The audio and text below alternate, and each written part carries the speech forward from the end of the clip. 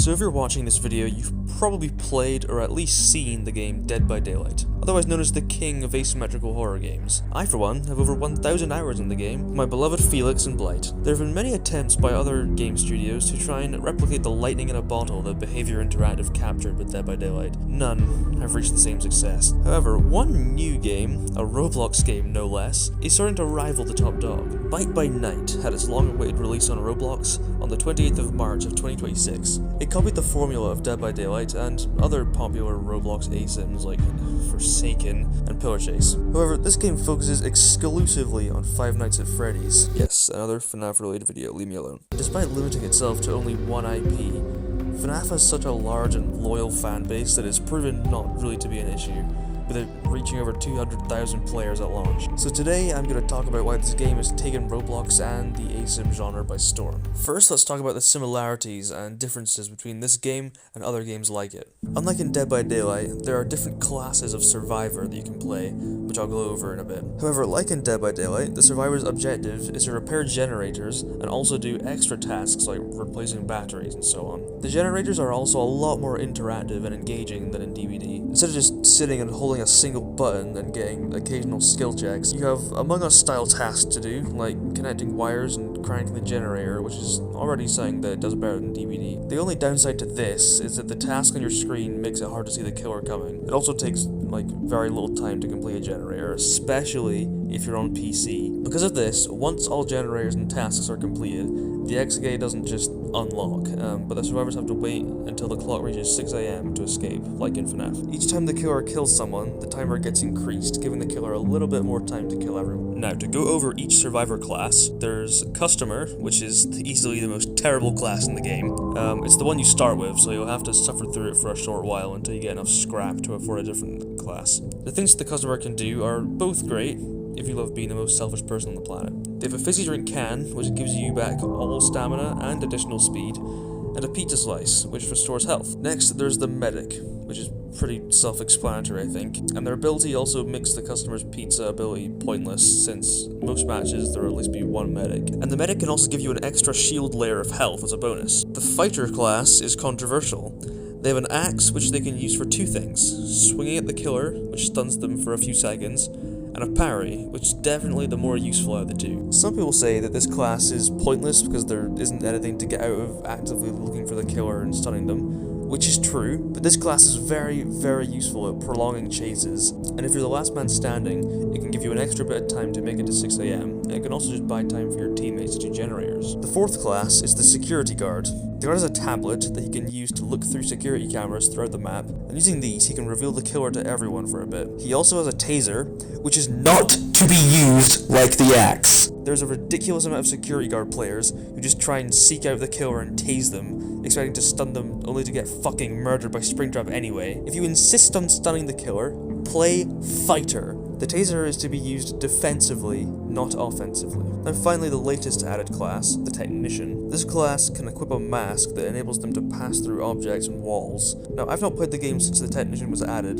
so I've not seen this ability in action, but it sounds quite overpowered, to be honest. Now, the animatronics. The starting animatronic is Springtrap. He is most people's favourite. Just as a quick lore rundown that I'll do for each of the killers. William Afton was the co-owner of Freddy Fazbear's Pizza. Apart from restaurant running, his favourite pastime was child murdering, and he did so to 5 children who ended up possessing the original animatronics, Freddy, Bonnie, Chica, Foxy, and Fredbear.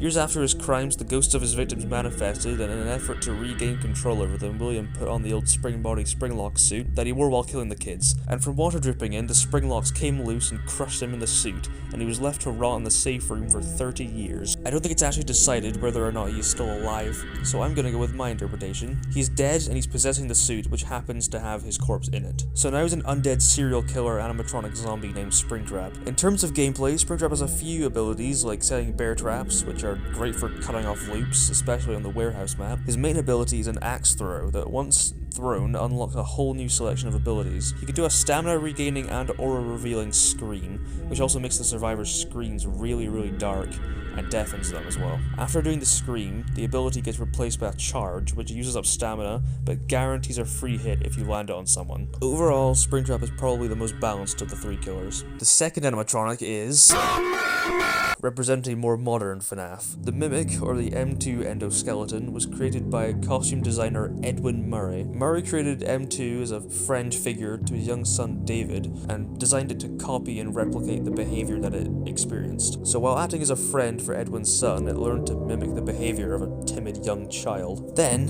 when David is suddenly killed in a car accident while playing on the road, Edwin is so overcome with grief that he beats the Mimic in a blind rage, and then the Mimic learns to copy the anger and violence that Edwin showed it, and replicates it. And it also might have gone a tad of self-awareness, I've heard that around, but I'm not entirely sure. The Mimic then kills Edwin and inhabits the abandoned Murray's Costume Manor until a Fazbear Entertainment worker named Arnold comes along and allows the Mimic to escape and be on the loose for around 40 to 50 years until it gets trapped somehow underneath the Pizzaplex and the events of the ruined DLC of Security Breach happen. And that's all we know so far. The Mimic's main ability is his mode switch, of which he has three: Strength, Speed, and Stealth, each being good for a different situation. Whenever not chasing someone, Stealth mode should be what you're on. This is because you lose your terror radius and you don't even make footsteps, you're just completely silent, and your speed is still fast enough to get around the map and find survivors. Strength mode should be used when you're definitely close enough to get a guaranteed hit, as it deals the most damage, however it's really slow. And Speed mode should be used when you're in chase to catch up to survivors, but it does 6 damage, so it's, yeah, don't attack with it. In Stealth mode, the Mimic can burrow underground and emerge in a large AoE attack, which is very similar to Stranger Things Vecna in Dead by Daylight. Also in this mode, he can do a grab attack, which he uses to put distance between survivors and objectives, or the exit. In his Speed mode, he has a leap ability, which is only really useful on the forest map, where he can jump over walls, but it's still useful nonetheless. The third animatronic is my personal favorite FNAF character, followed very closely by Springtrap. It's Ennard! This creepy spaghetti wire man comes from Sister Location, and is the combined amalgamation of the Funtime animatronics, which were themselves possessed by a substance called Remnant, which is soul juice of the original kids that good old Willie A murdered. To put it into an easier timeline to understand, Michael Afton went down to his father's underground facility named Circus Babies Entertainment and Rentals, and over the course of the week he was working there, he's manipulated by Circus Baby, who was possessed by his sister Elizabeth. Each night, another of the animatronics is scooped and becomes part of Ennard, and by the 5th night, he is fully constructed. Michael ends up getting scooped by Ennard on the 5th night, which allows Ennard to cut him open and crawl inside his body, wear him like a skin suit in order to escape the facility. A while after Michael is scooped, his body becomes decayed and purple, leaving it no longer a good disguise for Ennard. So Ennard ejects from Michael's body and flees into the sewers. In Bite by Night, Ennard's main ability is Skin Stealer, which allows him to disguise as the survivors that he's already killed. While in this disguised form, he can do a lunge attack that, if it connects, causes Ennard to gut the survivor, which is a really cool animation actually. Ennard can also place these little minions down that move really slowly, but can jump on survivors from a distance and cause continued damage over time. Ennard's final ability is a long, grabby arm attack that works the same as Scorpion's Spear in Mortal Kombat, and if it lands, then it pretty much guarantees a free hit. Now that's all 3 current killers that are in the game. So next I'm going to talk about the skins of each killer and their lore, if they have any, as some of the skins are entirely different characters. Starting with Springtrap skins, Spartan Springtrap is just Springtrap doing his best cosplay of Kratos from the God of War games. As a quick explanation, hopefully I don't get anything wrong, Kratos is the Spartan god of war who went on a rampage killing the entire pantheon of Greek gods before eventually sailing to Scandinavia, which is where we are with him now. With this skin, Springtrap gets Kratos' cool battle axe and also some very dramatic new God of War themed chase music. The next skin is Toon Springtrap. This skin is an amazing reference that I was very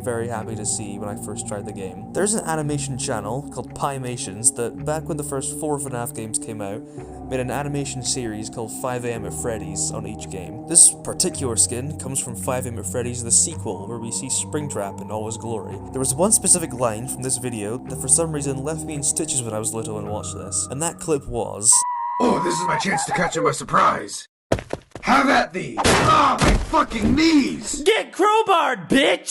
Luckily, that same line made it into Bite by Night, and even better, they got the same voice actor from all those years ago to voice him again. Toontrap also has unique chase music and Last Man Standing music, and it's very funky. The next Springtrap skin is Pit Rabbit, aka Pit Bonnie. This animatronic is the antagonist from Five Nights at Freddy's Into the Pit, which is in its own timeline, I believe, so it's not the same character as Springtrap. Pit Bonnie is in fact an entity manifested from a substance known as agony, which is made from living creatures' emotions, I think, so nothing to do with William Afton. The last of the Springtrap skins is the one I wear, the Hoax. This has been a part of the FNAF community since all the way back in FNAF 2, where a guy named Roxo1987, I hope I said that right, created this fake secret purple guy animatronic, which a large portion of the fanbase thought was a real secret character in the game, and some would even devote hours trying to find it. However, it was ultimately revealed to be a hoax, and looking back, it was really fucking obvious. Anyway, he, like the rest of the skins, comes with his own music, which is my favorite of the musics, especially his Last Man Standing. Oh my. He also has unique voice lines done by Justarando VA, who did a very good job. As for the Mimic skins, he has two. Both are pretty mid. First is the Aftermath skin. This is just the Mimic wearing a uniform of a recovery team member, possibly Arnold's, who's the protagonist in Secret of the Mimic. And the other skin is the Ruin skin, which is how the Mimic appears in the Ruin DLC of Security Breach, presumably having replaced several parts of its body over the decades, as it looks like a completely different animatronic. And lastly, Ennard. Ennard's first skin is Mime. This skin just gives Ennard the paint job of a mime, and also removes all voice lines, which makes Mime Ennard the best skin gameplay-wise, as default Ennard is the most talkative animatronic. The second skin is Spaghetti Ennard.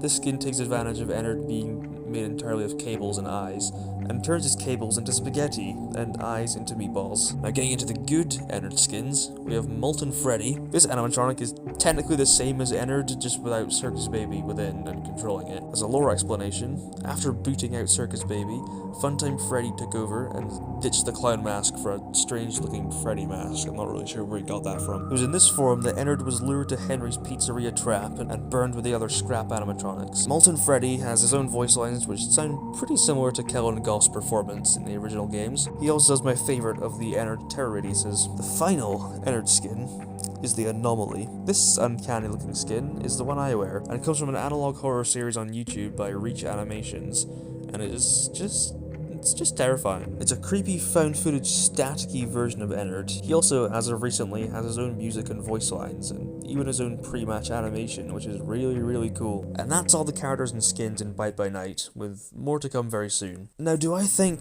that this game is better than Dead by Daylight? No, in my opinion, I do not. However, it's pretty damn close. I love asymmetrical horror games like this, especially when they're actually executed well. And for one to be based on Five Nights at Freddy's, a franchise that I love to bits and have done for the last decade of my life, it's truly amazing. However, as much as I love FNAF, and as much as Bite by Night is more engaging than Dead by Daylight, especially on the survivor side of things, and the devs actually seem to listen to their player base more than behavior does, DBD simply has more to offer. While I love FNAF, that means that Bite by Night is extremely limited and will not be able to grow after a certain point. Dead by Daylight, on the other hand, has no such restrictions and will continue to evolve for years to come, I predict. Even more so if behavior actually locks the fuck in and untangles their spaghetti code. Now, within the next couple of weeks in Bite by Night, I believe, cometh an update that will bring us the next animatronic. And that animatronic is the Puppet. Now, by the time I've uploaded this video, she might have already been released, so I'll try and edit this video as soon as possible, but I have faith that they will do the Puppet well. I also have many ideas for possible cool Puppet skins from different fan games and different just FNAF games that I'll put on the screen now. Not only this, but we have the next 3 animatronics after her revealed, I believe. After the Puppet, it will be, in this order, Withered Foxy, Mangle, and Nightmare Freddy. Now my hopes and dreams are, for Withered Foxy, we better get another Pymation skin from Five Nights at Freddy's the prequel, and Nightmare Freddy better have a Nightmare Fredbear and Nightmare skin. I also believe that the developers are reworking every map to include vents for Mangle to use whenever she's the animatronic. And that's about all I have to say about Bite by Night. I'm having much fun with my friend playing this game, and I hope you guys are as well. Or if you hadn't heard of this game, then give it a try. It's very fun once you get into the groove of it. First, before I round off this video, I want to thank One Bite only, and his video titled My First 3 Weeks as a Small Creator. Your video has really made me feel much more motivated to continue making videos for everyone who watches me, so thank you very much, and I wish you all the best. So let me know your guys' thoughts on this in the comments, and if I missed anything, feel free to rip me apart in the comments as well. Also, please remember to like the video and use this new hype feature that YouTube has made to help get me noticed by the algorithm. Thanks and bye! Turns his cables into... It also takes no time at all to complete the agenda. And if you're the last man standing, it can give you an extra bit of time. Now, the animatronics. What? Oh, animatronics.